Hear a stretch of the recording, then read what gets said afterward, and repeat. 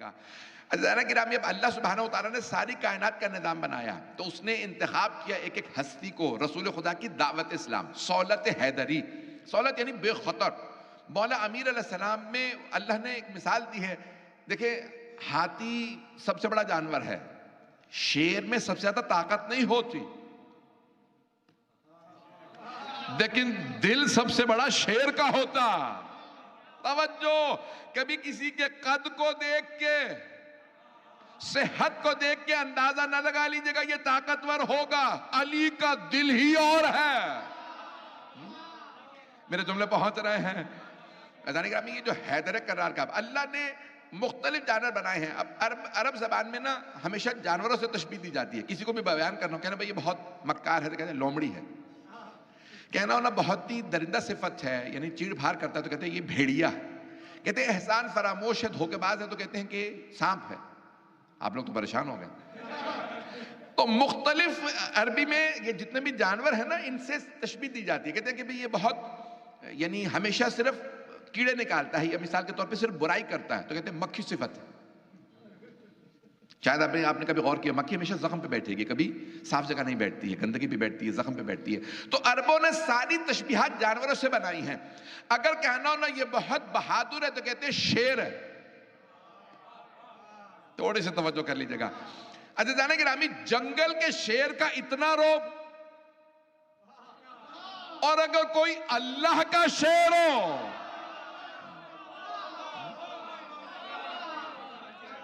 اور کسی کے لیے پیغمبر اسلام نے فرمایا اسد اللہ الغالب، تو عزیزان گرامی اللہ کے شیر تو بہت ہے۔ حضرت حمزہ بھی اللہ کے شیر ہے، سارا مجمع نہیں ہے۔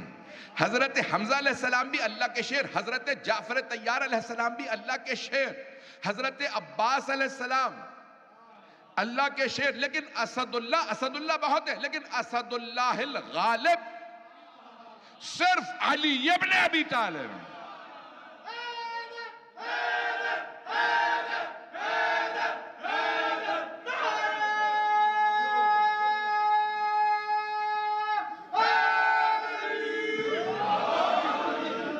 مجھے سارا سب میں نے دیکھی کوشش کی ہے کہ جو میں مونٹریال میں پڑھ کے آیا ہوں 11ویں امام کا جشن، وہ یہاں نہیں دہرا رہا۔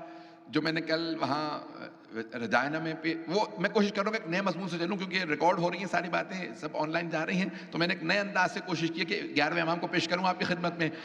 اب دیکھیں، رسول خدا نے دعوت دی، دعوت ایسی دی کہ آج تک وہ دعوت عام ہے، اور سید الشہداء نے رسول خدا کی اس دعوت کو جاری رکھا۔ توجہ رہے، دیکھیں پوری دنیا میں میرا چیلنج ہے، جہاں پہ بھی مولا عباس صلی اللہ علیہ وسلم کا علم ہے اور اس پہ پنجہ ہے تو پنجہ کھلا ہوا ہے، بند نہیں ہے۔ یہ کھلا ہوا ہاتھ دعوت دے رہا ہے، جس نے آج بھی حسینی بننا ہے بیعت کر لو۔ میرے جملے اگر پہنچتے رہیں، میرا چیلنج ہے پوری دنیا میں، جہاں پہ بھی پنجہ ہوگا کھلا ہوگا، بند نہیں ہوگا۔ حسینیت کا راستہ آج بھی کھلا ہے، کوئی آج بھی حسین نہیں بننا چاہے، بیعت کے لیے آنا چاہے آ سکتا ہے۔ تو عزیزان گرامی دوبارہ سن لیجئے، دعوت نبوی، رسول خدا نے دعوت اسلام پیش کی، سہولت حیدری، مولا حیدر کرار نے وعدہ کیا میں ساتھ دوں گا، بغیر ڈر کے خوف کے ساتھ دوں گا، نہ میں دیکھوں گا میں بچہ ہوں، نہ دیکھوں گا بزرگ ہوں۔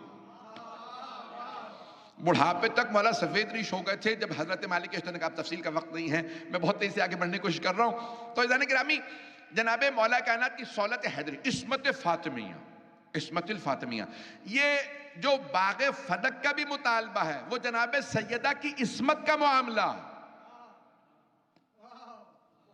نہیں ہے۔ سارا مجمع باغ فدق کا جو پورا مقدمہ ہے وہ بھی عصمت کا معاملہ ہے۔ توجہ، عصمت کا معاملہ ہے۔ عصمت سیدہ دربار میں تھی، جناب عصمت یعنی معصوم ہونا۔ جناب سیدہ چیلنج لے کے آئی تھی، اگر مجھے معصوم مانتے ہو تو سوال نہ کرو۔ میرے جملے پہنچ رہے ہیں عزیزان گرامی، یہ جناب سیدہ کی عصمت کا معاملہ ہے۔ جو عصمت کا قائل ہے وہ کبھی سوال بھی نہیں کرے گا حق پہ کون،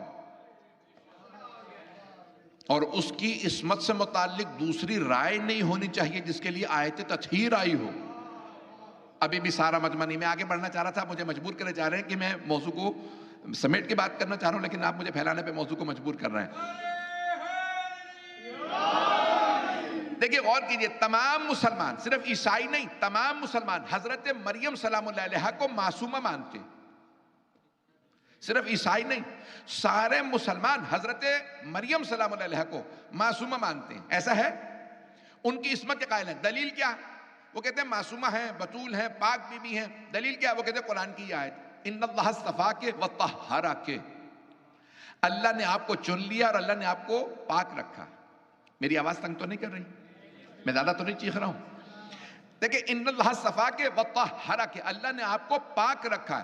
اب سارے مسلمان کہتے ہیں اللہ نے جب کہا کہ اللہ نے آپ کو پاک رکھا، جسے اللہ پاک رکھے اس کا عقیدہ بھی پاک ہے، اس کا کردار بھی پاک ہے، اس کی شخصیت بھی پاک ہے، توجہ، اس کا اخلاق بھی پاک ہے، اس کا بدن بھی پاک ہے. توجہ، جس کے لیے ایک مرتبہ اللہ کہ طہرہ کے اللہ نے پاک رکھا وہ معصومہ، اور جس کے لیے 5 الفاظ آئے ہوں، انما یرید اللہ لیذھب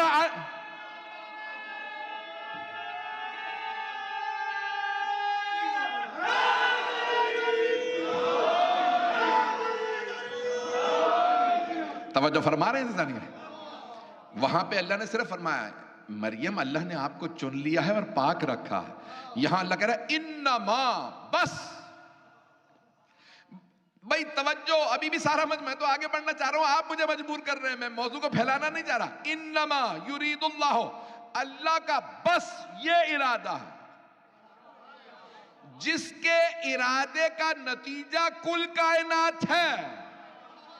بھئی اللہ کے ایک کن سے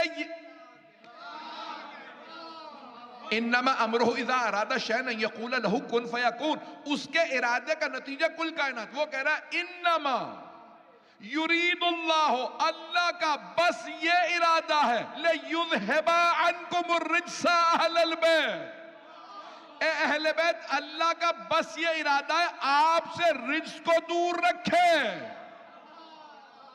نہیں پہنچا پایا میں. اللہ نے یہ نہیں فرمایا اے اہل بیت اللہ آپ کو رجس سے دور رکھے، رجس کو آپ سے دور رکھے. ابھی بھی نہیں ہے مجمع. استاد جوادی عاملی کہتے ہیں اگر اللہ یہ فرماتا نا اے اہل بیت اللہ کا ارادہ یہ ہے کہ آپ کو رجس سے دور رکھے، تو مطلب یہ نکلتا اہل بیت رجس کے پاس جانے کی کوشش کریں گے، اللہ دور رکھے گا. اللہ نے فرمایا نہیں، اے اہل بیت رجس آنے کی کوشش کرے گا، میں دور رکھوں گا.